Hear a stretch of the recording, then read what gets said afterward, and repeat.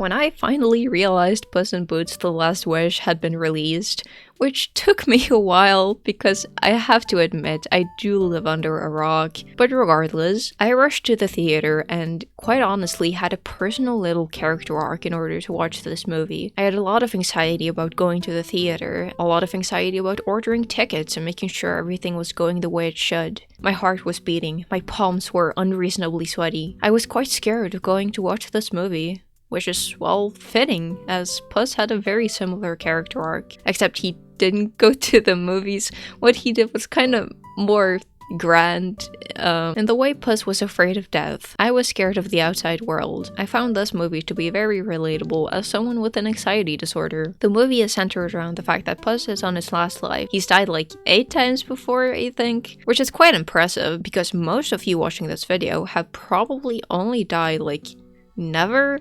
Which I would say to step it up, but I don't want to encourage you to kill yourself because that would be morally incorrect. When Puss encounters a bounty hunter, whom he later realizes is Death, quite literally, he's so close to losing his last life. For the first time since Santa Coloma, he feels fear. He fears that this is where it ends, that this is where the legend dies, to the hands of this wolf, furry on furry violence, if you will. He doesn't expect to lose to this stranger. He literally just defeated a giant. Size really doesn't matter to Puss in Boots, as they say, but he quickly realizes that, well, he's outmatched. The great Puss in Boots is about to lose. It is this fear of death, this idea that he can't be Puss in Boots anymore because he might lose his last life. That's what drives him to go looking for the last wish. Throughout the movie, we see Puss be scared. He doesn't enter fights with the same confidence anymore. Previously, Puss seemed above death.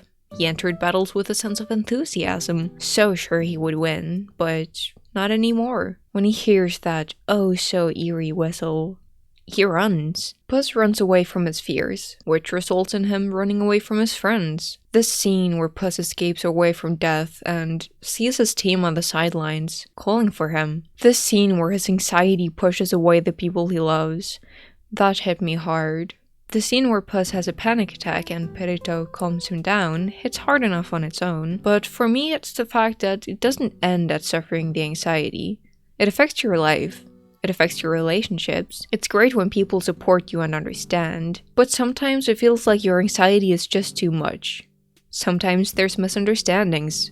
Sometimes your worries push people away. Puss running away from Kitty and Perito has consequences. They think he's turned on them. However, Puss learns to face his fear. He learns to appreciate the one life he has, and the people who are in it. He mends his relationships and clears up the misunderstanding. Puss overcoming his fear shows us that we have the power to be bigger than our anxiety. Which might seem like a straight up lie in the moment, because anxiety is really overwhelming, but Puss leads by example. However, all of this is stuff I thought about after watching the movie. The finale didn't actually have that much of an impact on me in the moment.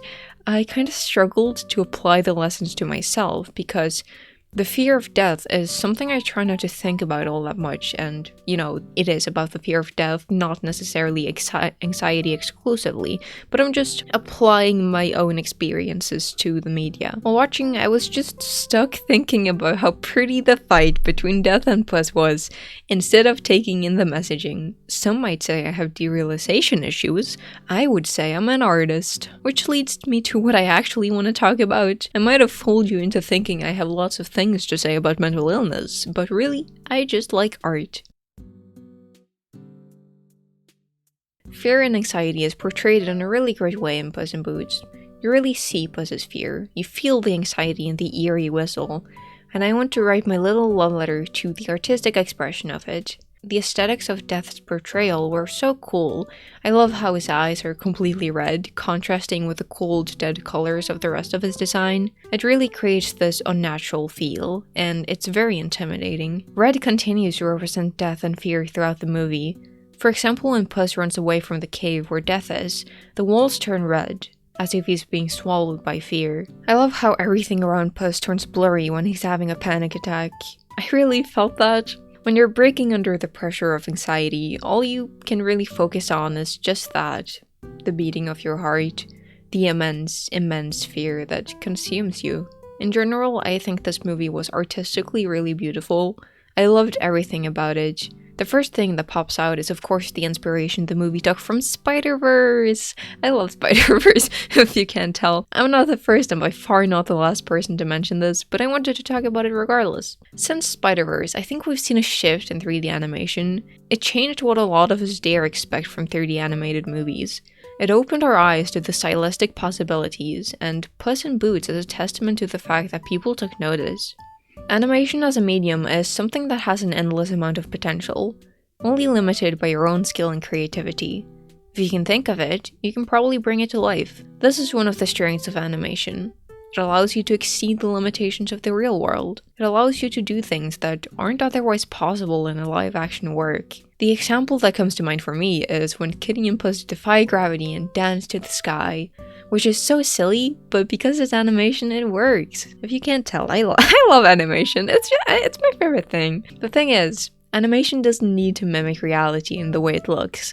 There's so many opportunities for stylistic expression, and Puss in Boots does just that. I love what the movie did with her kind of painterly style, and of course the 2D animation on top. It kind of feels more cartoony, which in a way reminded me of Rise of the TMNT, the movie. Of course, I absolutely adore the bright colors as well. I am a sucker for high saturation, and it really makes the movie pop. There's so many shots you could pause and take really pretty screenshots of. Like, look at it! It's so pretty! It's so pretty! I also adore the cinematography of the fight scenes. They have such an exciting feel and they flow really well. I don't know much about this, so I'm just gonna mention it and move on. I really wanted to talk about the eyes. The eyes are kind of 2D looking in comparison to all the other textures. The eyes seem to have this glow to them, especially the cat's, because they really stand out from the fur. For Puss is of course partially due to his character design, as orange contrasts with green, so this addition of green makes the eyes really pop. Same with Kitty Soft Paws. Her design is mostly monochromatic, except for the blue eyes, which also pops in comparison to the black and white. The bright colors also helps this, and I think it was a good stylistic choice, as eyes are quite important for showing emotion, and it helps make them stand out rather than blending into the picture. It feels like this movie understands that there's a lot of cool things you can do within animation and art in general, and it utilizes that. For example, it plays with frame rates for the fight scenes, so you can definitely see them coming from the choppy look of the animation. Also, look at the smears! Look at them! They're there! In a 3D movie! Oh my god! Another thing about art in general is the fact that you can exaggerate character design as much as you want. You can play with shapes, colors, and different traits to create something that is wholly intentional and conveys the character in a very specific way. If we take Jack Horner, for example, he kinda comes across as a spoiled child. In his introduction, I'm sure you'd expect to see a big baby or something, but then it pans out and you see the freakishly large body of an adult. I interpret him as a kind of overgrown child who got bigger but never really matured. In this way, I think his character design matches his personality quite well. I also find his large hands and body to be unsettling, which is a good thing for him as a villain. As I am an anthropomorphic animal enjoyer, or furry as they're more commonly called, I did enjoy the wolf's design, as I already mentioned, and of course the cats. I just think the new art style makes them look incredibly cute, and I adore the fact that they are cats. It makes me want to be a cat. I also do want to point out that Puss has eyeliner, which smudges when he cries, which I absolutely adore and I think fits his character really nicely. I really enjoyed the artistic expression of Puss's character. I was amused by the decision to introduce Puss with a song. It's just such a fun way to show us where the starting point of his character is. He literally sings about how great he is, and it's important to have that established, as his character development is about stepping down from this obsession with himself and allowing space for others in his life. Now you might wonder where my rambling about the art of Puss in Boots is actually going. Mostly, I just wanted to talk about it, but it also means a lot to me. I loved this movie on the first viewing, and then the second, and I don't doubt I'll love it again. The art of this movie is what made me decide to watch it in the first place. I was very excited to see it, and really wanted to watch it in theaters. I found myself marveling at the visuals and the little details, appreciating the effort and style put into this movie. Art as a creator and a consumer has been a part of my life for a very long time, and I've grown to appreciate it a lot. I like to look at Puss in Boots: The Last Wish as not just a movie, but an art piece. An art piece that explores the topic of anxiety, which I find hits very close to home. I went to the cinema incredibly anxious and left proud that I had spited my anxiety and prevailed. But that's just my story. What's yours?